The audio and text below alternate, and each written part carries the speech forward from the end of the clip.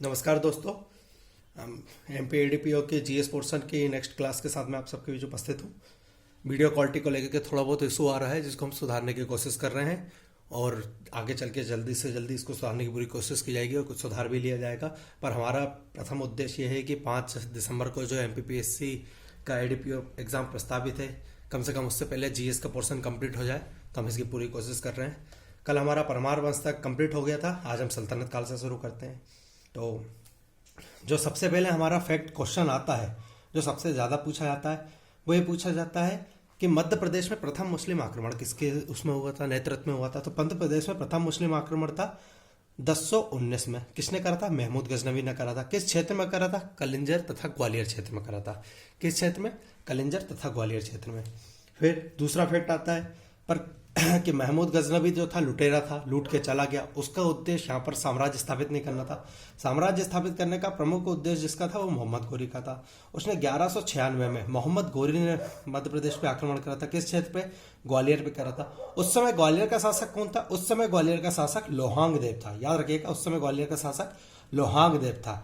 Fact को याद रखिएगा, पूछा जाता है कि मोहम्मद गोरी के आक्रमण के समय ग्वालियर का शासक कौन था। अगला फैक्ट जो पूछा जाता है वो कुतुबुद्दीन ऐबक को लेकर पूछा जाता है कि 1203 में कुतुबुद्दीन ने ऐबक का आक्रमण करा था। कहाँ करा था? कुतुबुद्दीन ऐबक ने कालिंजर किले पर आक्रमण करा था। कालिंजर किले यानी वर्तमान बुंदेलखंड क्षेत्र। उस समय कालिंजर का शासक कौन था? उस समय कालिंजर का शासक था परमारदी देव। कौन था? परमारदी देव। याद रखिएगा। अगला इल्तुतमिश जो सबसे महत्वपूर्ण क्वेश्चन आता है और MPPSC का फेवरेट क्वेश्चन है वो ये है कि उज्जैन के महाकालेश्वर मंदिर में लूटपाट किसने करी थी? तो इल्तुतमिश ने करी थी। MPPSC कई बार इस क्वेश्चन को पूछ चुका है। MP के हर एग्जाम में क्वेश्चन जरूर आता है। कब करी थी? 1 2 3 4 यानी 1234 में। याद रखिएगा, इल्तुतमिश ने उज्जैन के महाकालेश्वर मंदिर में लूटपाट कब करी थी? 1234 में। ठीक है। अगला जो क्वेश्चन हमारा पूछा जाता है वो पूछा जाता है कि ग्वालियर में विश्राम गृह किसने बनवाया है? तो जलालुद्दीन खिलजी ने मांडू को लूटा तथा ग्वालियर में विश्राम गृह बनवाया। ठीक है। अगला क्वेश्चन जो हमारा पूछा जाता है कि उज्जैन और विदिशा की लूटपाट किसने करी थी? तो अलाउद्दीन खिलजी ने। याद रखिएगा, उज्जैन और विदिशा की लूटपाट अलाउद्दीन खिलजी ने करी थी। अगला जो हमारा क्वेश्चन पूछा जाता है वो ये पूछा जाता है मोहम्मद बिन तुगलक से कि धार का किला किसने के द्वारा बनवाया गया? तो धार का किला मोहम्मद बिन तुगलक के द्वारा बनवाया गया है। मध्य प्रदेश में सल्तनत कालीन 2 किले हैं। धार का किला मोहम्मद बिन तुगलक के द्वारा बनवाया गया है। मंदसौर का किला अलाउद्दीन खिलजी के द्वारा बनवाया गया है। याद रखिएगा। फिर एक और क्वेश्चन आता है कि खरबूजा महल, कालका मंदिर और अब्दुल चंगेज खां का मकबरा ये कहां पर स्थित है? तो याद रखिएगा, धार के किले में स्थित है जो मोहम्मद बिन तुगलक के द्वारा बनवाया गया था। खरबूजा महल एक बुरहानपुर में भी है, उसको और इस खरबूजा महल में कंफ्यूज मत होइएगा। अगला अपना जो सबसे महत्वपूर्ण पूछा जाता है वो पूछा जाता है मालवा में स्वतंत्र मुस्लिम शासक। मालवा में स्वतंत्र मुस्लिम शासक की स्थापना का श्रेय किसको जाता है? याद रखिएगा, 1401 में दिलावर खां ने मालवा में स्वतंत्र मुस्लिम शासन की स्थापना करी थी। याद रखिएगा, दिलावर खां का वास्तविक नाम हुसैन खां था। क्या था दिलावर खां का वास्तविक नाम? हुसैन खां था। याद रखिएगा। दिलावर खां की राजधानी पूछते हैं तो दिलावर खां की राजधानी याद रखिएगा धार थी। जो परमारों की राजधानी थी वही राजधानी दिलावर खां की थी, धार। ठीक है। पर दिलावर खां का जो पुत्र था अल्प खां, 1406 में वो शासक बना। किस नाम से वो गद्दी पे बैठा? हुसंग शाह के नाम से गद्दी पे बैठा। अल्प खां हुसंग शाह के नाम से गद्दी पे बैठा। याद रखिएगा, होशंगाबाद शहर की स्थापना हुसंग शाह ने करी थी जिसका असली नाम अल्प खां था। इसने जो सबसे महत्वपूर्ण काम किया है वो क्या किया है? अपनी राजधानी धार से हटाकर सादियाबाद बनाई। सादियाबाद यानी वर्तमान मांडू जो है सादियाबाद किस जिले में आता है? धार जिले में आता है। अगला क्वेश्चन ये आता है कि अल्प खां या हुसंग शाह की कब्र कहाँ या मकबरा कहाँ है? तो अल्प खां या हुसंग शाह का मकबरा मांडू में है। बच्चे कंफ्यूज हो जाते हैं कि हुसंग शाह का मकबरा होशंगाबाद में, नहीं, हुसंग शाह का मकबरा मांडू में है। और बनवाया किसने था? महमूद खिलजी के द्वारा बनवाया गया था। किसके द्वारा बनवाया गया था? महमूद खिलजी के द्वारा बनवाया गया था। सबसे बड़ी बात है इसमें जो फैक्ट पूछा जाता है, ये संगमरमर से बनी भारत की प्रथम इमारत है। संगमरमर से बनी भारत की पहली इमारत है। अगले हमारे जो फैक्ट पूछे जाने के चांसेस है वो पूछे जाने के चांसेस है महमूद शाह तृतीय, मालवा का शासक था। मालवा में स्वतंत्र मुस्लिम शासन की पढ़ाई कर रहे हैं तो महमूद शाह द्वितीय ने रायचंद पुरबिया को मेदिनी राय की उपाधि देकर अपना मुख्य सलाहकार नियुक्त किया। किसने? महमूद शाह द्वितीय ने। यह पूछा जाता है कि किसने रायचंद पुरबिया को मेदिनी राय की उपाधि देकर मुख्य सलाहकार बनाया था? तो महमूद शाह द्वितीय ने। महमूद शाह द्वितीय ने जब चंदेरी में बजहत खान ने विद्रोह करा तो मेदिनी राय ने उसको दबा दिया था, तथा अपना आगे चल के मेदिनी राय ने चंदेरी में स्वतंत्र शासन स्थापित करा। अगला जो क्वेश्चन आता है वो आता है जब मुगलों के बाद शेरशाह सूरी कौन आया? शेरशाह सूरी। वैसे इसको अपन मुगलों के साथ ही पढ़ते हैं, पर शेरशाह सूरी अलग व्यक्ति थे। शेरशाह सूरी ने सुजायत खां, किसको? सुजायत खां को मांडू पे बिठा दिया था, याद रखिएगा। शेरशाह सूरी ने सुजायत खां को मांडू की गद्दी दे दी थी। सुजायत खां को हमें इतना याद रखना। सुजायत खां के बाद जो सबसे महत्वपूर्ण व्यक्ति है उसको याद रखना, वो है बाज बहादुर। कौन है? बाज बहादुर, याद रखिएगा। 1556 में बाज बहादुर सुल्तान बना। कौन? बाज बहादुर। बाज बहादुर और रानी रूपमती की प्रेम कथा प्रसिद्ध है। इसके बाद अकबर ने किसके ऊपर आक्रमण करा? अकबर ने बाज बहादुर के ऊपर आक्रमण करा। अकबर ने बाज बहादुर पे आक्रमण करने के लिए किसे भेजा? अकबर ने बाज बहादुर पर आक्रमण करने के लिए अपने सेनापति आदम खां और पीर मोहम्मद को भेजा। याद रखिएगा, पूछा जाता है कि अकबर ने बाज बहादुर पर आक्रमण करने के लिए किसको भेजा? आदम खां और पीर मोहम्मद। कई जगह आदम खां लिखा रहता है, कई जगह आदम खां लिखा रहता है, तो कोई समस्या नहीं है उस चीज को लेकर। 1568 में बाज बहादुर और रानी रूपमती दोनों की समाधि अकबर के द्वारा बनवाई गई। यह भी क्वेश्चन पूछा जाता है कि बाज बहादुर और रानी रूपमती की समाधि किसके द्वारा बनवाई गई है? अकबर के द्वारा बनवाई गई है। यह समाधि वर्तमान में कहां है? तो यह समाधि वर्तमान में राजगढ़ जिले के सारंगपुर में है। कहां पर है? राजगढ़ जिले के सारंगपुर में। क्वेश्चन आया कि बाज बहादुर और रानी रूपमती की समाधि कहां है? तो राजगढ़ जिले के सारंगपुर में है। ठीक है। मध्य प्रदेश में एक और वंश है तोमर वंश। 3-4 फैक्ट इससे कुल मिला के पूछे जाने के चांसेस है, जो हम अब यहां पर देख लेते हैं। सबसे पहला फैक्ट जो पूछे जाने के चांसेस है वो है तोमर वंश का संस्थापक कौन है? तो तोमर वंश का संस्थापक वीर सिंह देव है। कौन है? वीर सिंह देव। इसने तोमर वंश की स्थापना कब करी? 1394 में। कब करी? 1394 में। याद रखिएगा, तोमर वंश का संस्थापक है वीर सिंह देव। इसने तोमर वंश की स्थापना 1394 में करी। किस क्षेत्र में शासन कर रहे थे? ये ग्वालियर क्षेत्र में कर रहे थे। किस क्षेत्र में कर रहे थे? ग्वालियर क्षेत्र में कर रहे थे। ठीक है। तोमर वंश में वीर सिंह देव के बाद जो महत्वपूर्ण राजा आता है वो कौन आता है? वो आता है कीर्ति सिंह। कौन आता है? कीर्ति सिंह। याद रखिएगा। कीर्ति सिंह को हम क्यों याद रखेंगे? क्योंकि कीर्ति सिंह के ऊपर किसने आक्रमण करा था? बहलोल लोधी। पूछा जाता है कि बहलोल लोधी ने जब ग्वालियर पर आक्रमण करा था उस समय ग्वालियर का शासक कौन था? तो कीर्ति सिंह। याद रखिएगा, कौन था? कीर्ति सिंह। कीर्ति सिंह के बाद हमें जो सबसे महत्वपूर्ण है तोमर वंश का सबसे प्रतापी शासक है वो है मान सिंह तोमर। तोमर वंश का सबसे महत्वपूर्ण प्रतापी शासक कौन है? मान सिंह तोमर। ग्वालियर का स्वर्ण युग किसको बोला जाता है? याद रखिएगा, मान सिंह तोमर के काल को ग्वालियर का स्वर्ण युग बोला जाता है। ग्वालियर का जो किला है उसमें मान मंदिर है, गुजरी महल है, ये किसके द्वारा बनवाया गया? ये मान सिंह तोमर के द्वारा बनवाया गया। मान सिंह तोमर और रानी गुजरी की प्रेम कथा भी प्रसिद्ध है, याद रखिएगा। मान सिंह तोमर मूल रूप से एक संगीतज्ञ थे। मान कुतूहल और राग दर्पण, मान कुतूहल और राग दर्पण, इन दोनों संगीत ग्रंथों की रचना किसने करी है? मान सिंह ने करी है। ठीक है। मान सिंह के बाद जो हमें आखिरी में याद रखना है वो किसको याद रखना है? विक्रमादित्य। किसको याद रखना है? विक्रमादित्य। ठीक है। मान सिंह के पुत्र थे विक्रमादित्य। ये ग्वालियर के अंतिम शासक हुए हैं, एक तरीके से बोलिया जाए तो ग्वालियर के अंतिम शासक हुए। पानीपत के प्रथम युद्ध में बाबर से इनकी लड़ाई में इनकी मृत्यु हो गई थी और विक्रमादित्य से बाबर को कोहिनूर हीरा प्राप्त हुआ था। याद रखिएगा, कोहिनूर हीरा बाबर को किससे प्राप्त हुआ था? याद रखिएगा, विक्रमादित्य से। किससे प्राप्त हुआ था? विक्रमादित्य से। ठीक है। अगला है निमाड़ में फारूकी वंश। वैसे फारूकी वंश बहुत प्रसिद्ध वंश नहीं है। निमाड़ क्षेत्र कौन सा आएगा?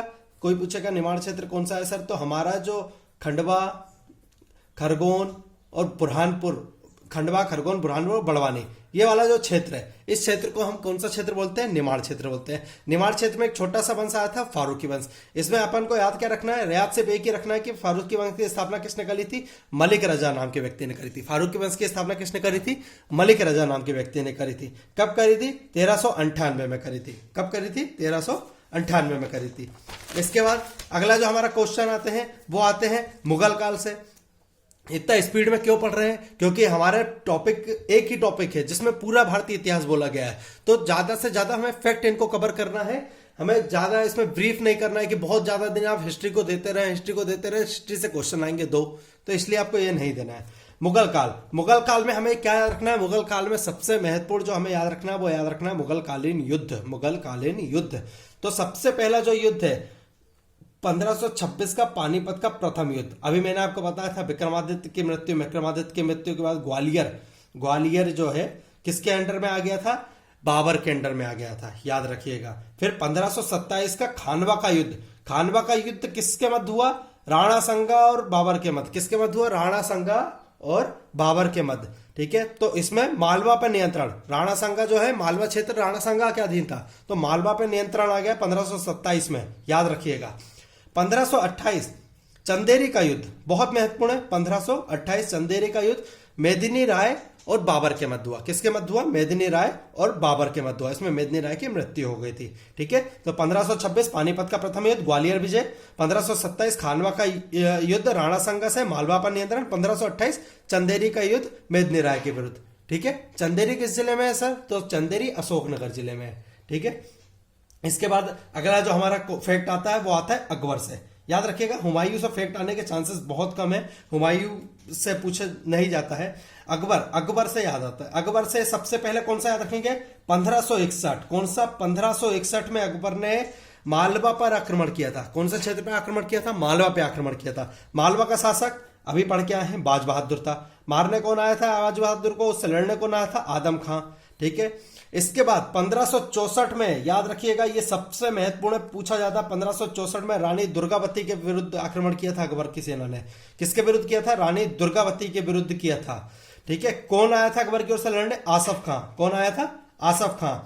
1591 में खानदेश जीता अकबर के द्वारा। खानदेश यानी वर्तमान बुरहानपुर वाला जो क्षेत्र है उसको खानदेश बोलते थे। तो 1591 में खानदेश जीता, उसको अपने आप को फिर से स्वतंत्र करा के, खानदेश यानी बुरहानपुर के पास एक असीरगढ़ किला है, असीरगढ़ किला को अपने आप को फिर से स्वतंत्र करा लिया था।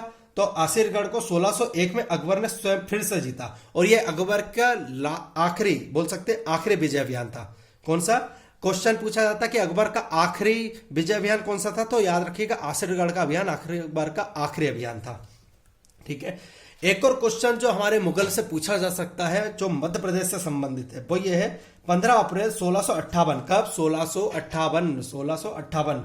कौन सा युद्ध होता है? धर्मत का युद्ध। कौन सा होता है? धर्मत यानी एक मान लो धर्म बोल लो, धर्मत वाला युद्ध। धर्मत यानी किसके बीच होता है? औरंगजेब और दारा सिक्को। किसके मध्य होता है? औरंगजेब और दारा सिक्को। धर्मत का युद्ध कहां हुआ सर? उज्जैन में हुआ। किस लिए हुआ ये युद्ध हुआ है उत्तराधिकार की लड़ाई के लिए। क्या बोलते हैं इसको? उत्तराधिकार की लड़ाई। यानी औरंगजेब शासक बने या दारा सिक्को शासक बने, इस बात को लेकर इन दोनों के मध्य युद्ध हुआ था। अगला जो हमारा पूछा जाता है, जिसको पूछाने के सबसे ज्यादा चांसेस है, वो है बघेलखंड राज्य। कौन सा राज्य है? हमें पूछा जाता है बघेलखंड राज्य। बघेलखंड राज्य की स्थापना का श्रेय किसको जाता है? तो 1236 में गुजरात, कहां से? गुजरात से आए दो भाई बीशल देव और भीमल देव। गुजरात से आए दो भाई बीशल देव और भीमल देव ने बघेलखंड राज्य की स्थापना करी। ठीक है, इसको याद रखिएगा। इसके बाद हमें इसमें क्वेश्चन कौन सा पूछा जा सकता है जो सबसे महत्वपूर्ण है, वो पूछा जा सकता है रामचंद्र देव। इसका एक जो शासक हुआ रामचंद्र देव। रामचंद्र देव से 2 या 3 फैक्ट आपको बहुत ज्यादा याद रखने पड़ेंगे। पहला फैक्ट क्या है? अपनी राजधानी बांधवगढ़ किसने बनाई? तो रामचंद्र देव ने अपनी राजधानी बांधवगढ़ बनाई। अपनी राजधानी बांधवगढ़ किसके द्वारा बनाई गई? तो रामचंद्र देव के द्वारा अपनी राजधानी बांधवगढ़ बनाई गई। दूसरा, तानसेन किसका दरबारी गायक था? तानसेन किसका दरबारी गायक था? तो याद रखिएगा रामचंद्र देव। बघेलखंड राज्य के रामचंद्र देव का दरबारी गायक था तानसेन, जो बाद में अकबर के दरबार में उपस्थित हुआ। ठीक है, इसके बाद गढ़ा का गोंड वंश। गढ़ा का गोंड वंश से बहुत महत्वपूर्ण है। मध्य प्रदेश में गोंड वंश से क्वेश्चन फ्रिक्वेंटली आ रहे हैं एमपीपीएस से, गोंड वंश से और बघेल वंश से और होलकर और सिंधिया से क्वेश्चन जरूर पूछता है। तो गोंड वंश के संस्थापक कौन है? याद रखिएगा यादव राय। गोंड वंश के संस्थापक यादव राय। यह जानकारी कहां से मिलती है? ये रामनगर के संस्कृत शिलालेख से हमें मिलती है। कहां से मिलती है? ये रामनगर के संस्कृत शिलालेख से मिलती है। रामनगर यानी मंडला, वर्तमान मंडला में है ये। ठीक है, यादव राय से लेकर हृदय शाह 54 शासकों का भी उल्लेख मिलता है हमें। कहां पर? रामनगर संस्कृत शिलालेख से। ठीक है, हृदय शाह के बाद जो सबसे महत्वपूर्ण जो शासक आए वो आए हैं संग्राम शाह। कौन आए हैं? संग्राम शाह। पूछा जाता है कि किसके अंदर में 52 गढ़ थे? कितने? 52 गढ़। तो वो संग्राम शाह के अंडर में थे। किसके अंडर में 52 गढ़ थे? तो संग्राम शाह के अंडर में 52 गढ़ थे। ठीक है, इसके बाद जो अगला पूछा जाता है कि किसने अपने आप को पुलस्त्यवंशी कहा है? किस शासक ने अपने आप को पुलस्त्यवंशी कहा है? क्वेश्चन आएगा तो आंसर है उसका संग्राम शाह। किसने? संग्राम शाह ने अपने आप को पुलस्त्यवंशी कहा है। अगला जो क्वेश्चन आता है वो सबसे महत्वपूर्ण आएगा दलपत शाह। 1543 में दलपत शाह राजा बना। कौन बना? 1543 में दलपत शाह राजा बना। दलपत शाह का विवाह किससे हुआ? दलपत शाह का विवाह कलिंजर, कहां के? कलिंजर के चंदेल शासक कीरत राय की पुत्री दुर्गावती से हुआ। रानी दुर्गावती किससे हुआ? रानी दुर्गावती, जिसका भी हम अकबर के उसमें उल्लेख देख के आ रहे हैं। रानी दुर्गावती। रानी दुर्गावती का युद्ध किससे हुआ? रानी दुर्गावती का युद्ध होता है अकबर से। तो अकबर स्वयं तो नहीं आया, अकबर ने अपने सैनिक आसफ खां को भेजा। आसफ खां और रानी दुर्गावती के बीच कौन सी लड़ाई हुई? नरई की लड़ाई। कब? 1564 में। याद रखिएगा, आसफ खां और रानी दुर्गावती के बीच कौन से युद्ध हुआ है? नरई का युद्ध हुआ है। कब? 1564 में। रानी दुर्गावती का सेनापति कौन था? अर्जुन दास। रानी दुर्गावती का सेनापति कौन था? अर्जुन दास। याद रखिएगा। रानी दुर्गावती के हाथी का नाम क्या था? सरमन। ये क्वेश्चन क्यों आएगा? क्योंकि अकबर ने इसी की डिमांड करी थी कि आपका हाथी जो सरमन है वो हमें दे दिया जाए। याद रखिएगा। इसके बाद चंद्रशाह। जब रानी दुर्गावती आसफ खां से हार जाती है और ये जो गौड़ वंश है ये मुगल वंश में विलीन हो जाता है, तो चंद्रशाह मुगलों से प्रार्थना करके 10 गढ़ प्राप्त कर लेते हैं। तो याद रखिएगा, 10 गढ़ किसने प्राप्त करे थे? तो चंद्रशाह ने। ठीक है, याद रखिएगा। 10 गढ़ प्राप्त करके ये उस पर शासन करते हैं। फिर कुछ शासक आते हैं, मधुकर शाह आदि, तो इतने महत्वपूर्ण शासक है नहीं जिनको हमें देखा जाए। एक और है छोटा सा देवगढ़ का गोंड वंश। देवगढ़ का गोंड वंश। क्षेत्र पूछा जाएगा, किस क्षेत्र में था ये देवगढ़ का गोंड वंश? तो याद रखिएगा, छिंदवाड़ा क्षेत्र में। किस क्षेत्र में था? छिंदवाड़ा क्षेत्र में। स्थापना किसके द्वारा करी गई है? तो जाटवा के द्वारा। याद रखिएगा, किसके द्वारा करी गई है? जाटवा के द्वारा। एक फैक्ट ये है कि देवगढ़ का जो गोंड वंश है, इसके जो राजा थे, आगे एक राजा आए हैं, इसके राजा थे वो बख्त बुलंद। कौन थे? बख्त बुलंद। इन्हीं ने इस नागपुर की स्थापना करी थी। याद रखिएगा, बख्त बुलंद ने नागपुर की स्थापना करी थी। नागपुर की स्थापना किसने करी थी? बख्त बुलंद ने करी थी। ठीक है। एक और छोटा सा राज्य था मध्य प्रदेश में, वो था खेरला राज्य। कौन सा राज्य था? खेरला राज्य। याद रखिएगा। कौन सा क्षेत्र है? बैतूल है। बहुत छोटा राज्य है। सिर्फ इसके संस्थापक से ही क्वेश्चन आएगा कि इसकी स्थापना किसने करी? तो जेठपाल के द्वारा इसकी स्थापना करी गई। किसके द्वारा इसकी स्थापना करी गई? जेठपाल के द्वारा इसकी स्थापना करी गई। अगला जो हमारा फैक्ट जो सबसे ज्यादा क्वेश्चन कवर करने के चांसेस है वो है हमारे आधुनिक काल से। याद रखिएगा, किस काल से? आधुनिक काल से। तो आधुनिक काल में हमें 2 लड़ाइयों को देखना है और उसके बाद हमें बाजीराव प्रथम के नीतियों को देखना है। तो आधुनिक काल में पहली हमें जो लड़ाई देखना है वो देखना है 1723 में। 1723 की जो लड़ाई हुई थी, जो भोपाल के नवाब दोस्त मोहम्मद से हुई थी मराठों के बीच, तो इसमें दोस्त मोहम्मद की हार हुई थी। भोपाल के नवाब दोस्त मोहम्मद की हार हुई थी। पर अगर पूछा जाता है कि आपसे भोपाल का युद्ध कौन सा है, तो याद रखिएगा, भोपाल का युद्ध 1737 में हुआ है। तो भोपाल का युद्ध किस किस के मध्य हुआ है? तो भोपाल का युद्ध निजाम, हैदराबाद के निजाम और मराठों के मध्य हुआ है। भोपाल का युद्ध किस किस के मध्य हुआ है? तो हैदराबाद के निजाम तथा मराठों के मध्य हुआ है। इस युद्ध का परिणाम क्या था? इस युद्ध का परिणाम था कि दोरा सराय की संधि हुई। कहां की संधि हुई? दोरा सराय की संधि हुई। याद रखिएगा।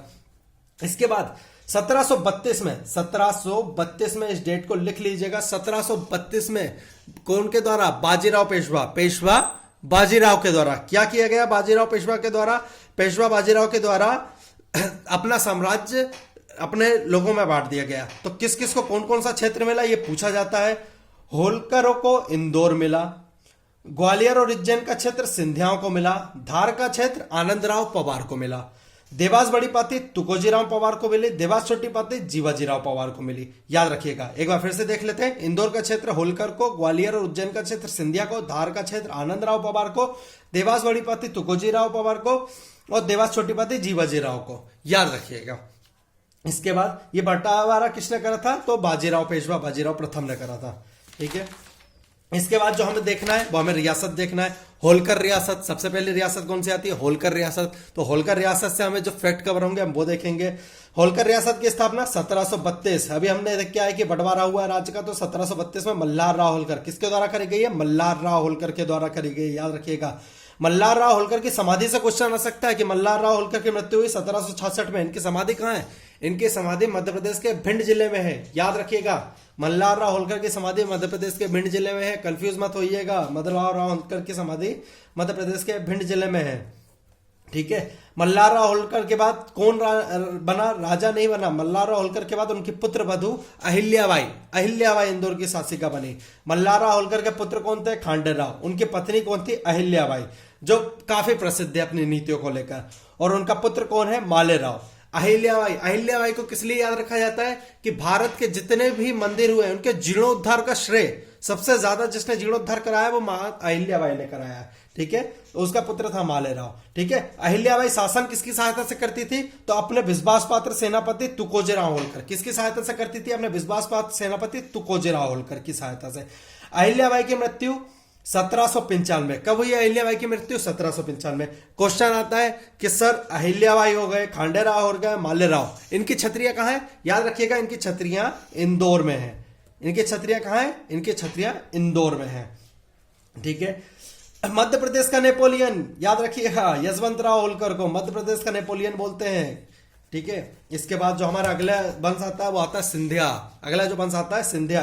संस्थापक राणोजी सिंधिया। संस्थापक राणोजी सिंधिया। उज्जैन, शाजापुर, सुजालपुर वाला क्षेत्र इनके पास था। उज्जैन, शाजापुर, सुजालपुर वाला क्षेत्र था। बाद में गोहद के जाट लोकेंद्र से इनने ग्वालियर का क्षेत्र भी ले लिया था। गोहद के जाट लोकेंद्र से इनने ग्वालियर का क्षेत्र ले लिया था। ठीक है, रात किसको रखना है? संस्थापक कौन है? राणोजी सिंधिया। पर अपनी राजधानी उज्जैन से ग्वालियर किसने करी? तो याद रखिएगा दौलत राव सिंधिया। जिसके पास दौलत होगी वो अपनी राजधानी बदल पाएगा। तो दौलत राव सिंधिया ने अपनी राजधानी 1810 में उज्जैन से ग्वालियर कर ली। याद रखिएगा कहां से? उज्जैन से ग्वालियर कर ली। ठीक है, ग्वालियर की संधि बहुत महत्वपूर्ण है। 1818 में 1817 में ग्वालियर की संधि हुई थी। किसके मध्य? दौलत राव सिंधिया और हेस्टिंग के मध्य। किसके मध्य हुई थी? दौलत राव सिंधिया और हेस्टिंग के मध्य हुई थी। इसमें पिंडारियों के दमन की बात करी गई थी। किसके दमन की बात करी गई थी? पिंडारियों के दमन। पिंडारी कौन होते हैं? तो जिसने बुरी मूवी देखी होगी वो पिंडारियों को जानता होगा। ठीक है, इसके बाद होते हैं पिंडारी दरअसल लूट मार करके अपना काम चलाते थे। इसके बाद आती है भोपाल रियासत। याद रखिएगा भोपाल रियासत से क्वेश्चन बहुत फ्रिक्वेंटली पूछे जाते हैं और इस साल ज्यादा चांसेस है क्योंकि करंट का भी टॉपिक बन चुका है। तो भोपाल रियासत का संस्थापक दोस्त मोहम्मद खां। भोपाल रियासत का संस्थापक कौन था? दोस्त मोहम्मद खां। 1723-24 में इन्होंने भोपाल रियासत की स्थापना करी थी। याद रखिएगा राजधानी क्या थी इनकी? इस्लाम नगर। जगदीशपुर जो जगह थी उसका नाम परिवर्तित करके उसको इस्लाम नगर कर दिया, उसको अपनी राजधानी बनाई। 2.5 सीढ़ी की मस्जिद किसने बनाई थी? दोस्त मोहम्मद खान ने बनवाई थी। सबसे छोटी मस्जिद है, याद रखिएगा 2.5 सीढ़ी की मस्जिद सबसे छोटी मस्जिद है। कमलापति। कमलापति पे क्वेश्चन आने के चांसेस बहुत ज्यादा है। क्यों? क्योंकि कमलापति अभी भोपाल के हबीबगंज रेलवे स्टेशन का नाम क्या कर दिया गया है? कमलापति रेलवे स्टेशन कर दिया गया है। भोपाल के हबीबगंज रेलवे स्टेशन का नाम कमलापति रेलवे स्टेशन कर दिया गया है। कमलापति के पति का नाम क्या था? निजाम शाह। जिसकी हत्या किसने कर दी थी? उसी के भतीजे चैन शाह और आलम शाह ने। किसने कर दी थी इनकी हत्या? उसी के भतीजे चैन शाह और आलम शाह के द्वारा। कमलापति के पुत्र का नाम क्या था? नवल शाह। भोपाल के संस्थापक दोस्त मोहम्मद खां के द्वारा भोपाल में कौन कौन सी इमारतें बनाई गई है? चमन महल, रानी महल, कमलापति पैलेस। कौन कौन सी इमारत? चमन महल, रानी महल, कमलापति पैलेस। याद रखिएगा। दोस्त मोहम्मद खां के बाद कौन आता है 1728 में? यार मोहम्मद खां। कौन आता है भोपाल का प्रथम नवाब? यार मोहम्मद खां। भोपाल का प्रथम नवाब पे क्वेश्चन आएगा भोपाल का प्रथम नवाब कौन था? तो बिना किसी उसके हिचक के लगा दिएगा यार मोहम्मद खां। क्यों? क्योंकि दोस्त मोहम्मद खां ने अपने आप को कभी स्वतंत्र नवाब नहीं बोला। याद रखिएगा। इसके बाद भोपाल की बेगमों से क्वेश्चन आता है। किससे क्वेश्चन आता है? भोपाल की बेगमों से क्वेश्चन आता है। तो भोपाल की बेगमों में सबसे महत्वपूर्ण सबसे पहली बेगम है कुदसिया बेगम या गौहर बेगम। इन्हीं को बोलते हैं कुदसिया बेगम या गौहर बेगम। इनने किस किस इमारत के निर्माण कराया?